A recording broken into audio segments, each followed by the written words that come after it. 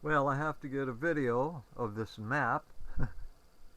This was my map for the last 17 years. It's been up here.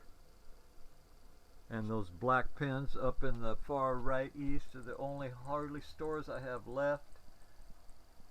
One or two over here in the west coast, one or two in Texas, I don't know, but basically 20, 25 stores left, if that.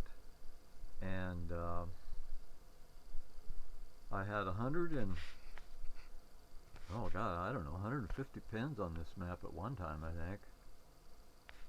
130, 130 anyway, 40. So there you go. That's 17 years. And then this little thing here, of course I gotta get filmed this. Jeez, man, I gotta save it actually too.